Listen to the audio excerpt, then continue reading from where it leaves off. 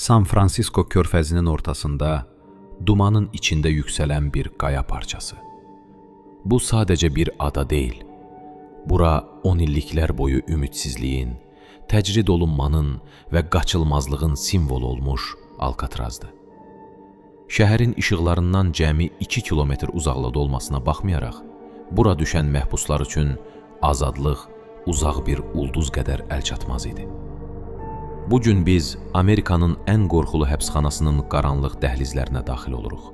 Hazırsızsa, qayanın sirrini birlikdə açaq.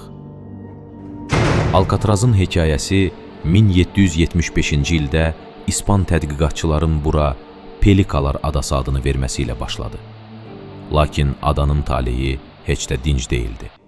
1850-ci illərdə Qızıl hərisliyi dövründə bura hərbi qala kimi istifadə olunmağa başlandı.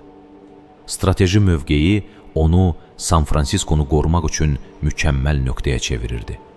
Lakin hərbçilər tezliklə bir şeyi kəşf etdilər. Bu adadan qaçmaq demək olar ki, qeyri-mümkündür. Buz kimi soyuq sular, güclü axıntılar və köpək balığı əfsanələri buranı təbii bir qəfəsə çevirdi. Beləliklə, Alkatrazın hərbi həbsxana dövrü başladı.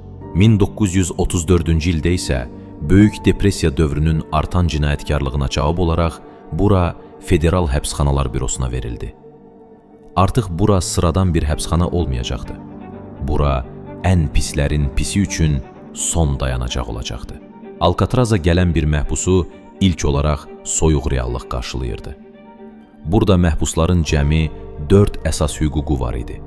Yemək, geyim, sığınacaq və tibbi yardım. Qalan hər şey, ailə ilə görüş, kitabxanadan istifadə, hətta danışmaq belə qazanılması lazım olan bir imtiyaz idi. Həbsxananın daxili quruluşu psixoloji təzyiq üzərində qurulmuşdu. Xüsusilə D bloku məhbusların qorxulu yuxusu idi. The Hall adlanan hücrələrdə məhbuslar tam qaranlıqda, çılpaq ayaqla soyuq betonun üzərində günlərlə tək qalırdılar. Amma ən böyük işgəncə fiziki deyildi. Küləkli günlərdə San Fransisko sahillərindəki şənliklərin səsi, musiqi və gülüşlər məhbusların hücrələrinə qədər gəlirdi. Onlara azadlığın cəmi bir neçə addımlıqda olduğunu, lakin heç vaxt ora çata bilməyəcəklərini xatırladan bu səs bir çox məhbusun ağlını itirməsinə səbəb olmuşdu. Alkatrazın divarları arasında Amerikanın ən məşhur cinayətkarları yaşayıb. Onlardan ən tanınmışı şübhəsiz ki, Scarface ləqəbli Al Capone idi. Vergi fırıldaqçılığına görə bura göndərilən Capone burada öz gücünü tamamilə itirdi. Digər məhbuslar ona heç bir hörmət qoymurdu və o, vaxtının çoxunu həbsxana orkestrində banjoda ifa edərək keçirirdi. Digər tərəfdən Robert Stroud, yəni Birdman of Alcatraz var idi. Hər nə qədər filmlərdə romantikləşdirilsə də, Stroud əslində çox təhlükəli və amansız bir qatil idi. Alkatraz onu cəmiyyətdən tamamilə qoparmaq üçün mükəmməl yer idi. Bu insanlar üçün Alkatraz şöhrətin bitdiyi və unudulmağın başladığı yer idi. Və gəldik Alkatrazın ən böyük sirrinə. 29 il ərzində 36 nəfər qaçmağa cəhd etdi. 23-ü tutuldu, 6-sı güllələndi, 2-si boğuldu, 5-inin taleyi məlum deyil. 5 nəfərdən Frank Morris və Anglin qardaşları. Onlar aylarla metal qaşıqlar və deşici alətlərlə hücrələrinin divarlarını qazdılar. Səs çıxmasın deyə qazma işini musiqi saatlarında edirdilər.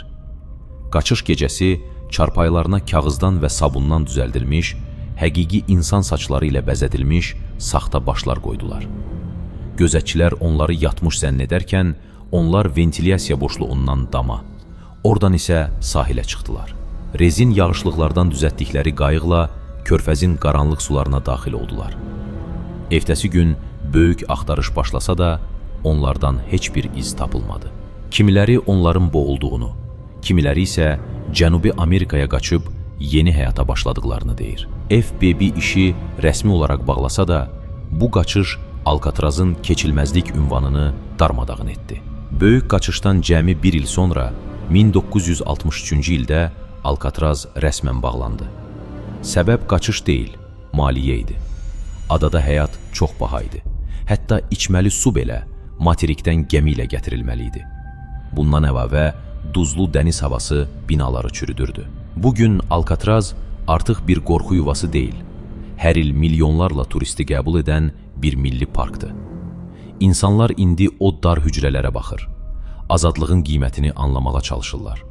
Lakin gecələr duman adanın üzərinə çökəndə, hələ də bəziləri o qaranlıq dəhlizlərdən zəncir səslərinin və Al Capone'nin banjosunun gəldiyini iddia edirlər. Sizcə, Frank Morris və dostları həmin gecə sahilə çıxa bildilər? Yoxsa Alkatraz onları öz soyuq sularında əbədi saxladı?